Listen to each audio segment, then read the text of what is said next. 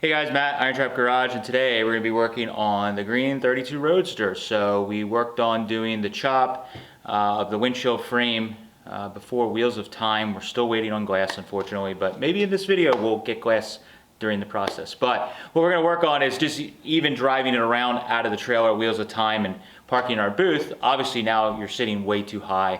It feels like you're, up above the windshield. So we're gonna work on getting the seat riser out today, dropping the steering column down just a little bit, making like a spacer for the steering column drop, and try and get this thing so you're sitting down in it a little more, and it one step closer to feeling more like an old school hot rod. So let's get started. The bottom should just pop out. Just like anything. Yeah.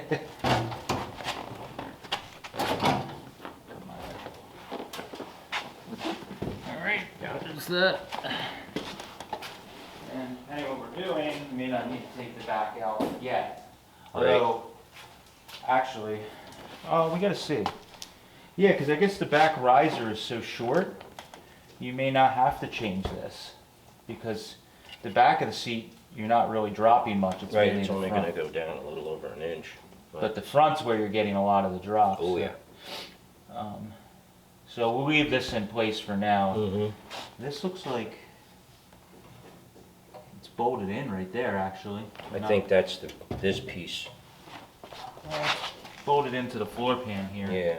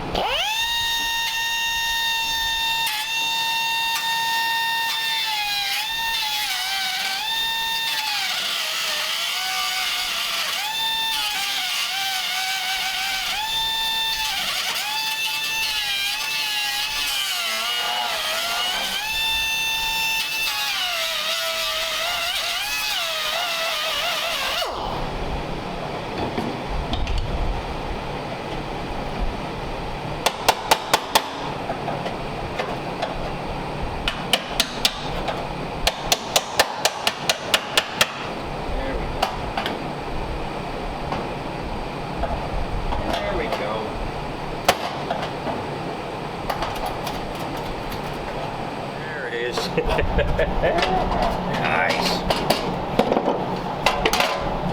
I'm gonna lift the back of the heater pan up. One hand.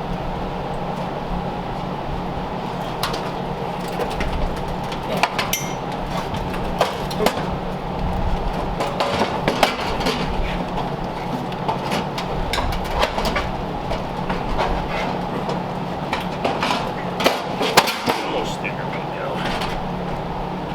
There we go. Save that for resale.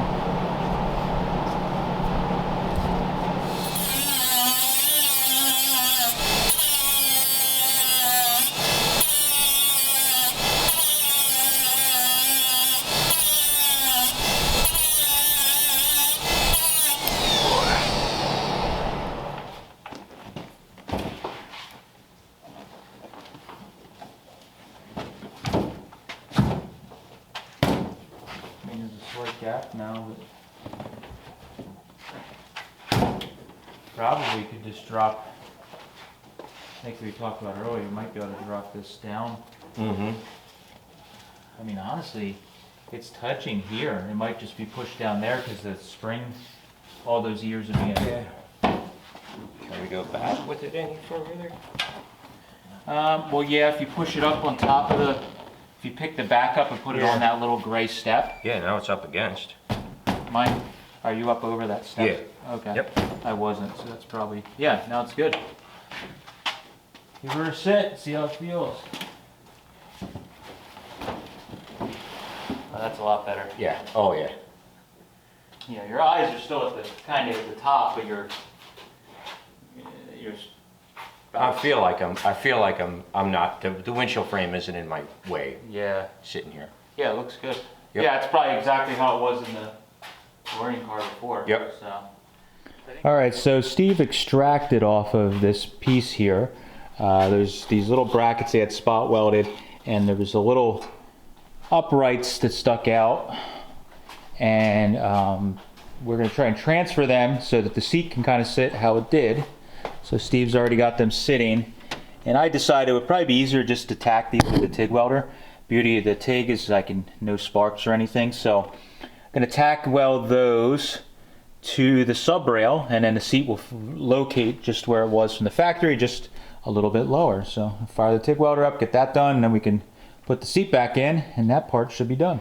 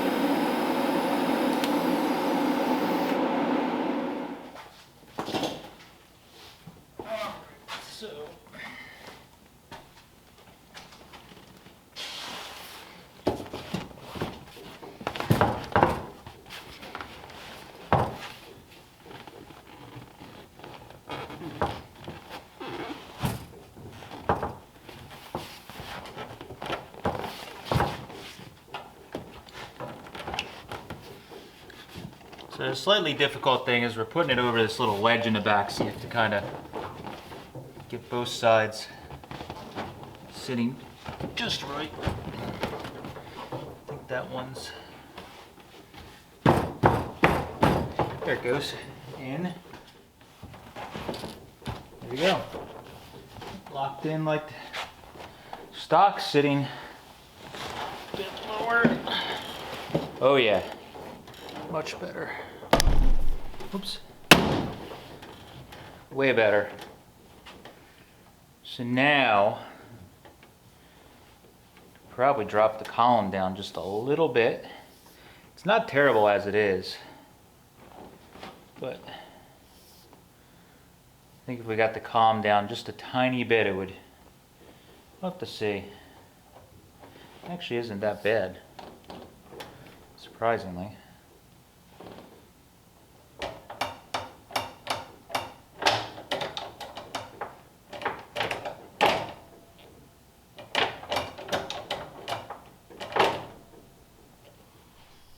All right, so we decided to change direction. Steve worked for probably the second half of the day with this. So this is pretty hard to find part. This is a big truck or possibly cab over from the 30s Ford column drop. It has this nice adjustable portion here that's a little different than the original 32. The other big thing is, set it over here, the height of it is considerably different. So it is a bit taller. This is actually the same exact one, just about, or if not the same one, that is on the DeLorean Roadster, and it's perfect. So we're kind of mimicking the chop and how we had that car set up originally with this car. So Steve spent literally like half a day yesterday extracting every screw, and the lock cylinder had a key broken off in it, and it was, he had to drill that out and just extract the pinch bolt that has the broken off head that they use, the safety bolt or whatever. So all that had to be done. Now it's free. So looks pretty good. It's obviously got some pitting and stuff. We'll get that cleaned up and spray with some epoxy and then some nice black lacquer paint, but we need to mock everything up. I think we're gonna save the original column, drop, and tube all as one piece, because what happens is when you try and take that column drop off with it painted, it's almost impossible. It's very hard to get it off without scratching the crap out of the paint on there. So usually what we do is you paint the drop and the area where the drop's going to sit first, or at least primer it, and then you slide the drop on and paint it all together, because it's very difficult. So we're gonna, since this column drop and tube is very nice, we'll pull this off as one piece and put it aside for possibly a future car, or maybe we'll sell it, we don't know yet. And then we're gonna find a tube next door in the other building in our parts stash and fix the tube up and get it all put together with a nice drop, and that'll get us set up. We did find out, so Steve had loosened the bolts here on the steering box, and there's 3 bolts there, and we found that we had about an inch of drop when we loosened those up. Just with the oversized holes, they give you a little wiggle room. So with that, we were able to get about an inch of a drop with the steering wheel, which put the top of the steering wheel kind of where it's sitting at, actually. I guess we got it snug back down where it's like right at the top of the dash rail, so now we don't have the wheel sticking in the center of the windshield. And also the other nice thing is it gets your hands away from the dash rail there, and makes it a little more comfortable to drive. So we're hoping that these holes, there's 3, it's hard to see on the black frame here, but there's 3 bolt holes, and those holes, we just, hopefully we can loosen them up, just rotate the box just enough. Worst case, we can slot those holes a tiny bit, but I don't think we're gonna have to do much. And then we can fit that other column drop, and we're gonna have to move the starter button and all that stuff. But we got a plan now. Now we just got to pull that column apart without wrecking it. Yeah. Fingers crossed. Fingers crossed, right.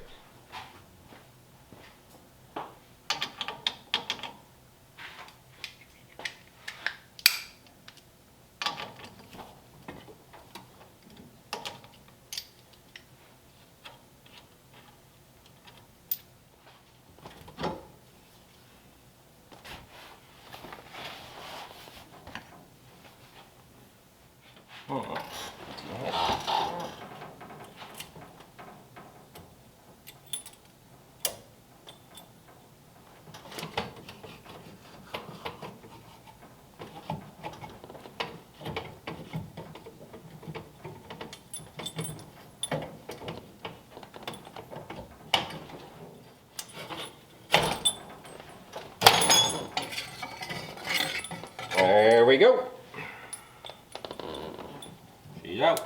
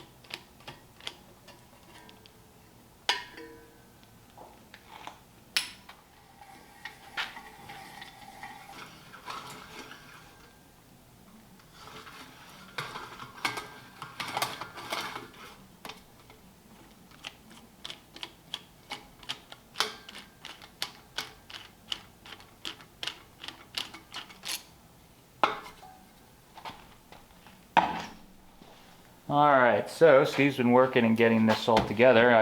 I've been organizing at the new building, so it's a first for me. Do you have to take that key off, or did it slip past that? No, it came past. Oh wow.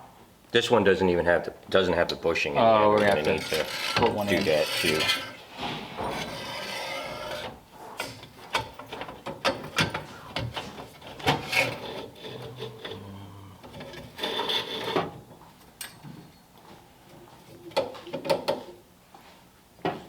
Down over the over the steering. Yeah, I don't know if it's all you got. Did you cut the openings, the slots to Yeah. open it?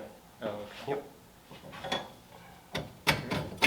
I can stand down here if you want to watch the dash so you don't scratch the shit out of it. Do not want to do that. Oh, jeez. All right, ready? Yep.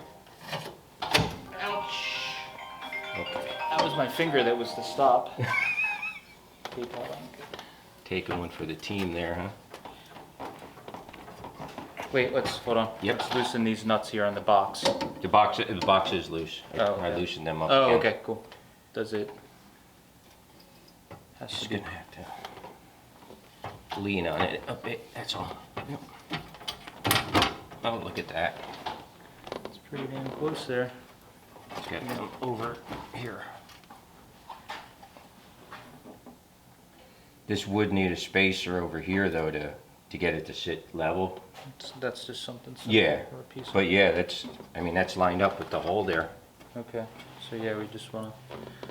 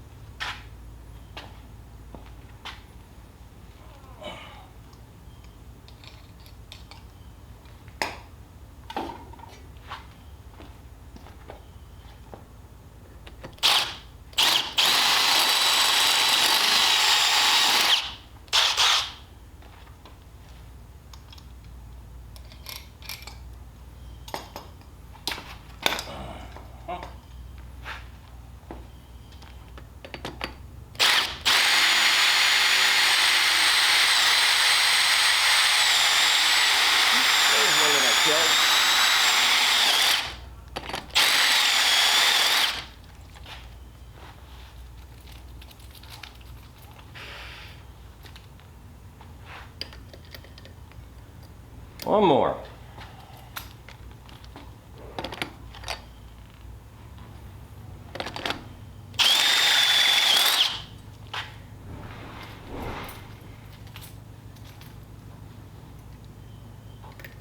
Oh, there we go.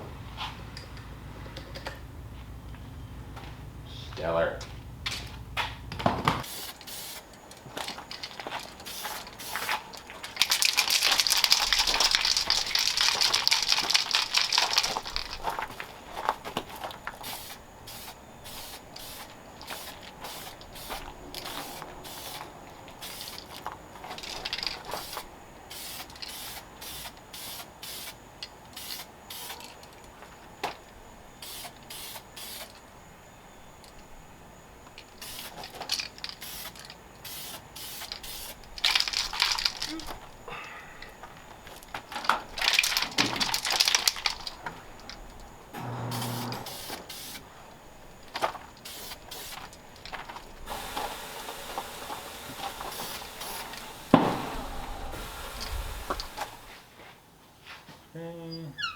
I think you can touch it. You just grabbing it, like manhandling it to put stuff, Yeah. a switch in would have probably caused it.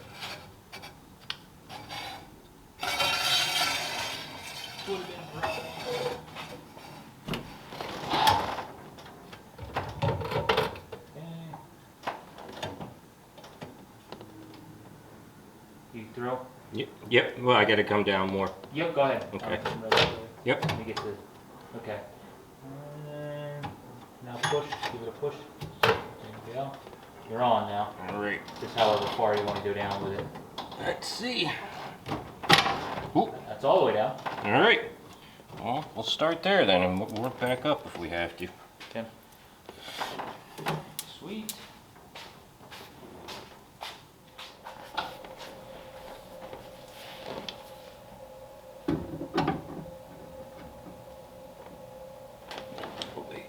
That's pretty good. Yeah. Especially once you tighten it down, as long as it's not dragging on it. It's not yet.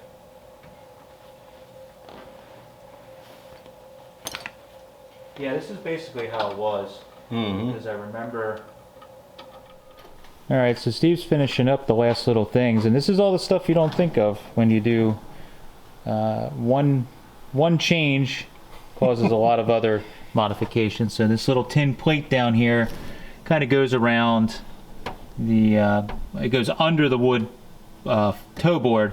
This one goes on top. There's one underneath too. Oh, you're also doing... Yeah, you got to do them both. Yep.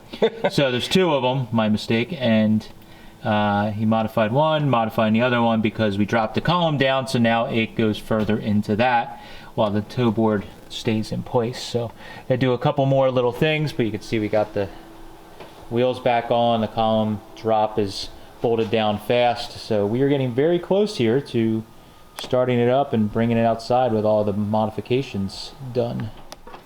All right, so after many little fiddly issues Steve had to overcome, he's got it all back together, looking good. Got the wheel on, column drop looks good, the gauges look awesome, and we're gonna start it up, take it outside, and we had jockey cars around anyways, but see how we fit in the car and how everything looks outside.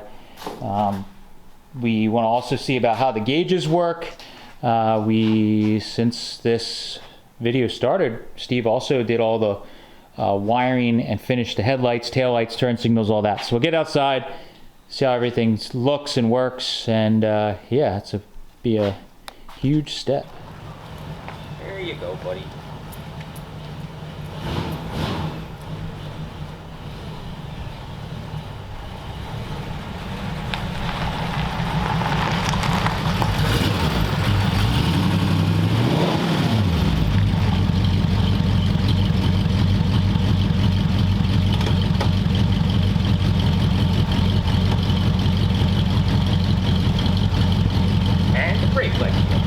Oh, nice. So we got definite one problem. Steve thought he had saw, and I wanted to see if we tried bleeding the line. It didn't seem to make a difference. So these are brand new restored gauges that I bought. We got in a state that they were all wrapped up, and Steve mentioned he started the car and the oil pressure gauge seemed high. Look where that sucker's reading. It's at like 90 pounds. We ran this engine on the run stand. It definitely did not have 90 pounds. It was more like a 30-pound engine, as you would expect. The other thing is the amperage gauge is working, but it's not sitting at 0 for some odd reason. We unhooked the battery and it stayed right there, so it's not that it's got to draw. But the gauge is working.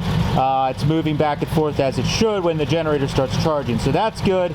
Oil pressure is not good. We're gonna have to probably send that gauge back and get it redone again, unfortunately. But we have. Want to do headlights, Steve? So you got headlights. Steve wired the marker lights up just like they should have been on this particular car because we don't have, since we have the cowl lights in place, we use them as marker lights as they should. So those are in. How about turn signals? So we see we got the cowl light blinking. Got our 37 tails back here also blinking, which looks awesome. And then, yep, that's working there. And this one should be, because it's not blinking fast. Yep, that works good. And then let's step on the brakes.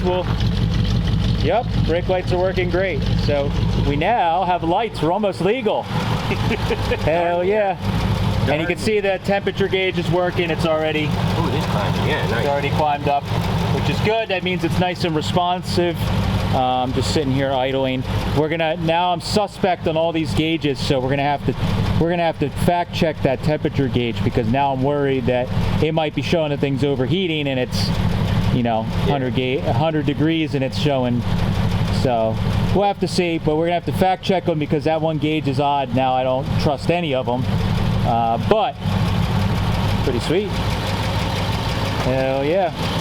Oh, and also, Steve, you want to sit in the car just to show? We can shut it off, actually, so I'm not talking over this thing. Yeah. So you can see now with Steve sitting in there, a beautiful model. The gap here before your knuckles were almost touching the dash. All the way up in and the they were up windshield, there. yeah. So we've dropped the seat down considerably. Yep. So it's pretty much sitting. It is sitting on the floor. Dropped mainly just the front. What, like maybe 3 or maybe even 5 inches. At least 3, yeah. Yeah, it's quite a bit. The back didn't move down much, but the front moved quite a bit. But it got you down in the car. You can see there's still room between his thighs there. It's not a lot of room, but there's room. And but that column drop, I love. I'm glad we made that decision because it is factory, but it looks like it could have came on the car. And the little starter button that we hit up in the top there, Steve drilled the hole and fit that in.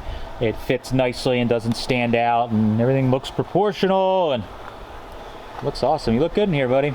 I feel good in here. you should. It makes me feel pretty darn cool sitting in this car. Hell yeah. That's funny.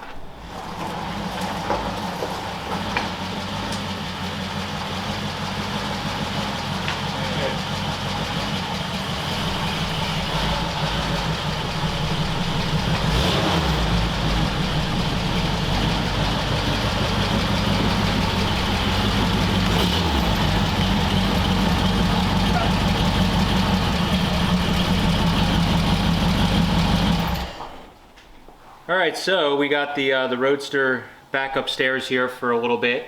We got our next round of modifications and changes done to the car. All this stuff that we did kind of goes in line with two major modifications: chopping the windshield and then the modifications to the dash, putting the other gauges in. So we dropped the seat down, of course, got us sitting lower, but then the steering column was still kind of high. We used that early cab over style drop, which got it down, sitting really good. Steve, of course, got all the lights like you saw working. Unfortunately, by the end of this video, we are still waiting for glass. It's been about a month now. We're getting a little frustrated. We may have to go to another glass shop. But it's nice now. Everything kind of fits. It sits really good. We mimicked the how everything was on the DeLorean Roadster, and it worked out really nice.